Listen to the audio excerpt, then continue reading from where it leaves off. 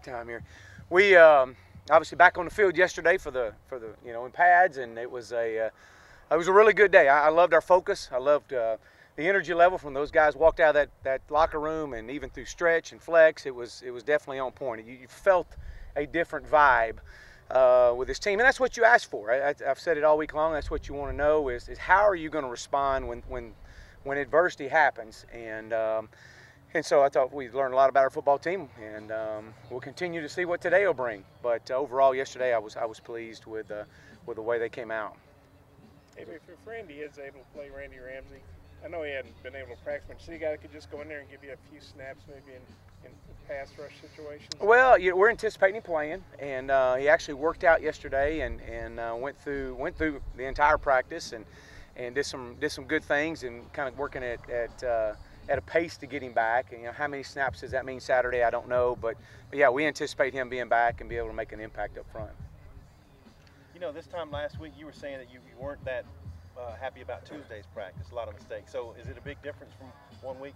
Yeah. I mean, last Tuesday compared to this Tuesday, it was night and day different. The guys were definitely locked in a lot more, and that happens. And that's every time that we've asked them to respond through camp, through whether fall camp or whether it was spring ball. Maybe we didn't come out and have with the standard that we want to set.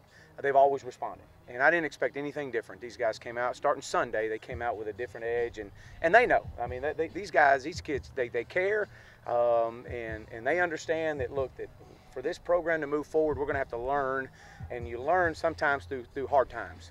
How did Cole and Ty look yesterday? They were good. I mean, they competed and got out here. There wasn't anything, it's kind of still a work in progress right now. You keep thinking one's going to elevate above the other, and it just hasn't happened. And but we'll continue to challenge them today. Have you decided on a starting quarterback? Have not. Is it a deal where you know who you're going to start? You just don't want to say who you're going to start? No, have not. Okay. Have not. Have not. I know Kevin Richardson a little bit from coming back, but when he comes back, has there been any talk about maybe playing him at cornerback some? Well, it just depends on how he moves. We're definitely, as the season goes and, the length of wide receivers that we're going to face all across the board, to be able to have a guy inside at times at the nickel position to be able to cover in space as well is going to be vital to our success. And so, we're just excited that he's back out here and was going through a little bit of drill work and running, and we'll just take it day by day and see where it ends up. You think he could play next week, or is that too soon? I don't know.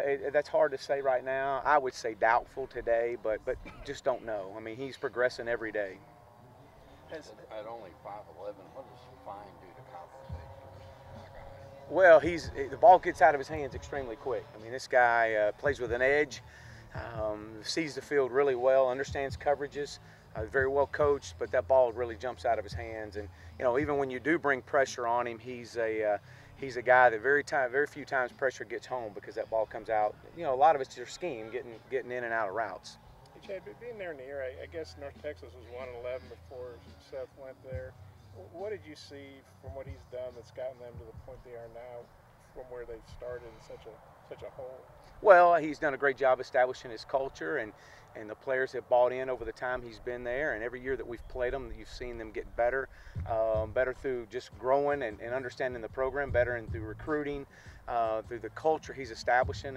He's a great ball coach. He's very well respected and a really sharp offensive mind, and so you just see the kids believing and buying in, and it's growing more and more every year. And this is the best North Texas team that I've seen over the last 3 years. Yesterday, Santos said that he was watching a little bit more film.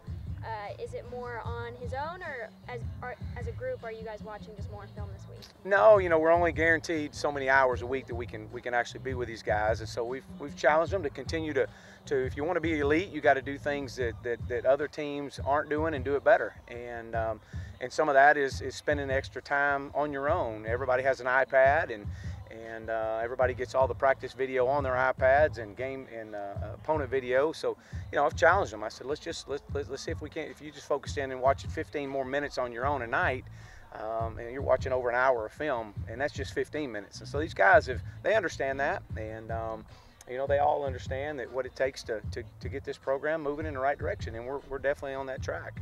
Is Sosa going to stay outside or move inside this week, Coach? You'll see Sosa outside a lot this week, a lot more this week. And you may see him slide in some, but more so on the edge. And you can see a mixture of it, but really on the outside. Has CJ gotten to a point with you that he factors into the game plan, CJ O'Grady? Yeah, as of Wednesday today, he does. And so he was out here yesterday and doing a good job. And today we'll see how it is. Everybody's excited to be out here today, and you know he's back in the plan.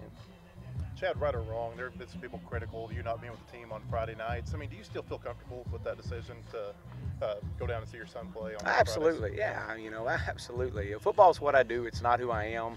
Yeah. And you know, we get all our meetings and practices done here, and we have you know, we get to the hotel. It is, you know, chapel and dinner, and OD has a separate signal meeting for 15, 25 minutes or so. I think it's max 30 minutes, and so no, and then we have all our team stuff and walkthroughs on Saturday mornings. When you're not there, is Jeff Traylor, is he the one that's kind of got the keys to the program, being an associate head coach? Yeah, absolutely, yeah.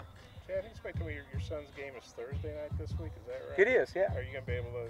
I am, I'll be there, yeah. I'll be. Matter of fact, we got about 7 or 8 coaches that are going to be out recruiting tomorrow night.